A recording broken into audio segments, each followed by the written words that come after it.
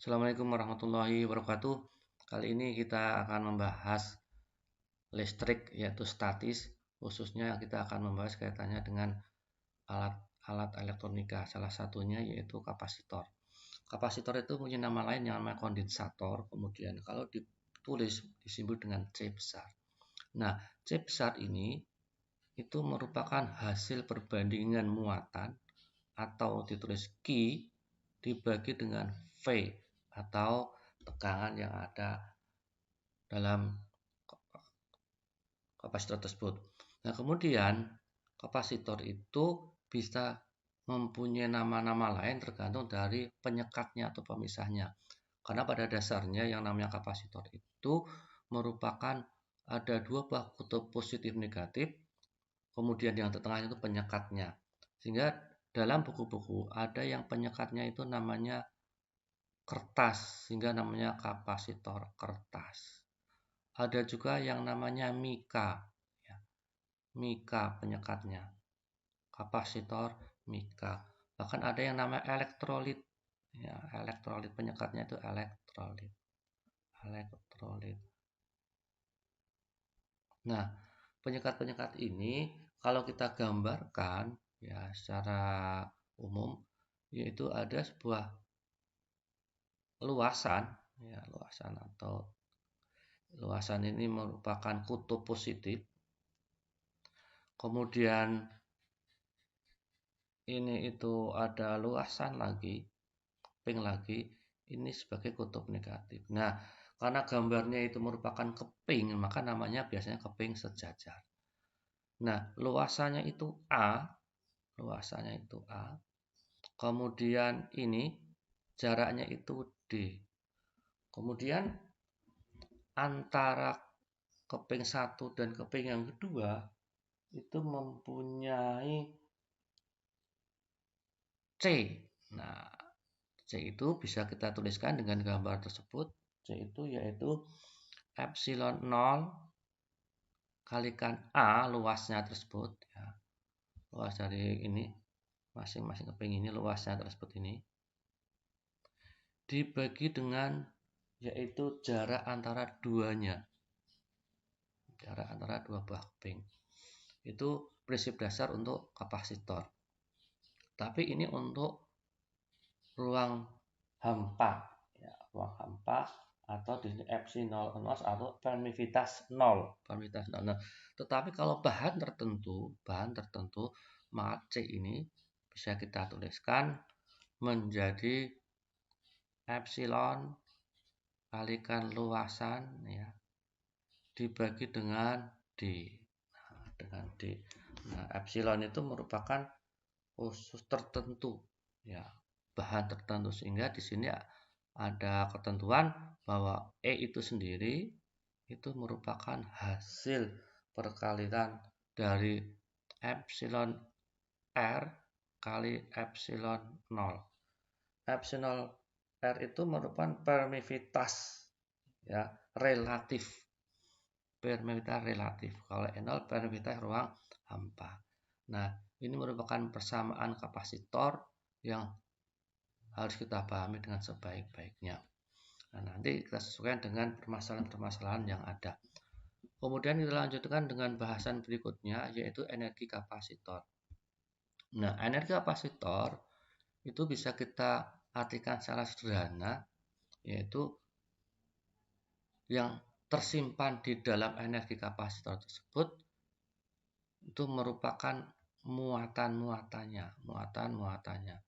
Sehingga bisa kita artikan muatan yang tersimpan itu merupakan bentuknya dalam itu medan magnet.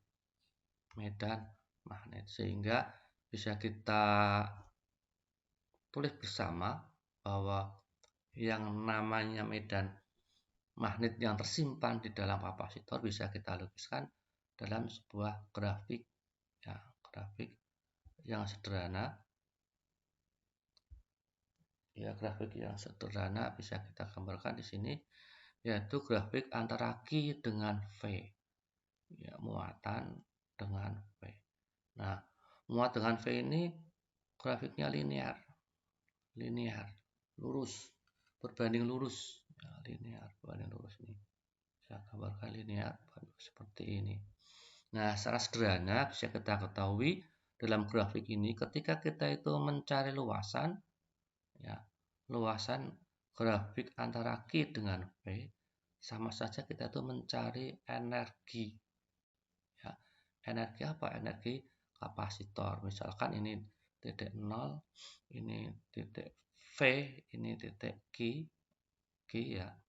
Maka bisa kita tuliskan bahwa W itu merupakan luas. Ya.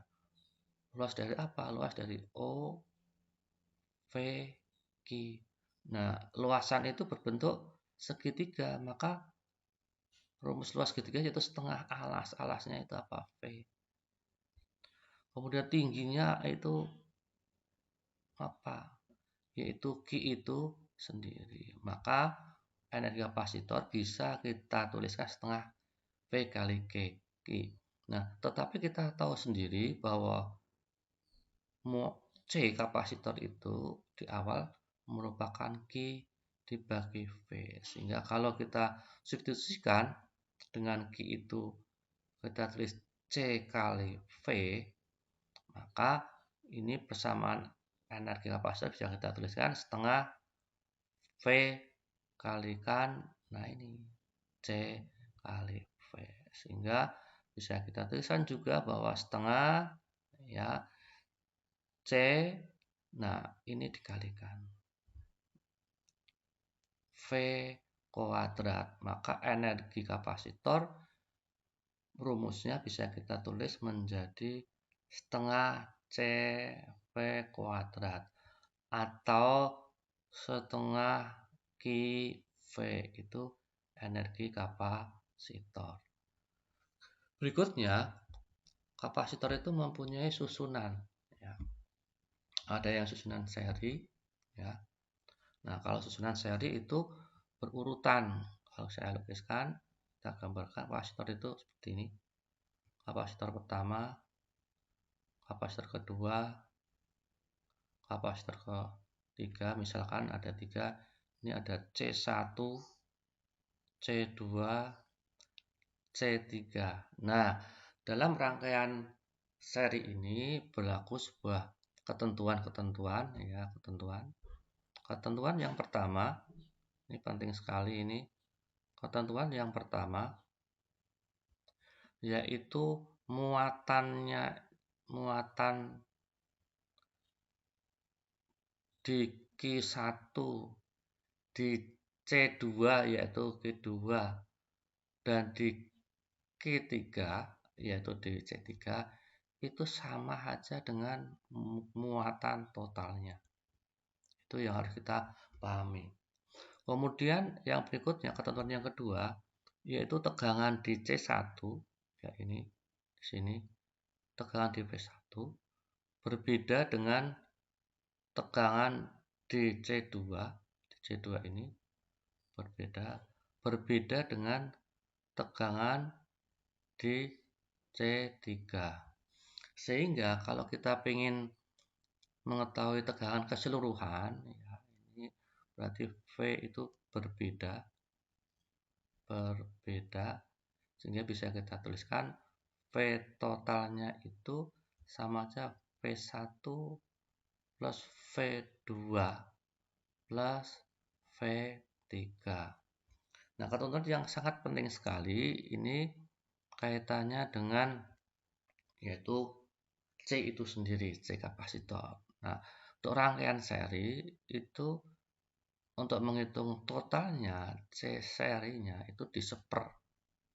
Nah, diseper C1 plus seper C2 plus seper C3. Berikutnya sekarang yaitu kapasitor disusun secara paralel. Nah, kalau paralel berarti ini sejajar ya. Sejajar. Bisa saya lukiskan sederhana seperti ini. Nah, ini sejajar. Tidak berurutan ya, tidak berurutan. Ini C1-nya ya, C1-nya, C2-nya, ini C3-nya. Nah, ini dihubungkan dengan tegangan ya.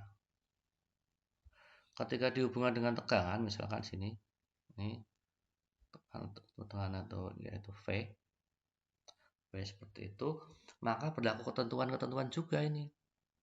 Ketentuan yang pertama, ya, ketentuannya,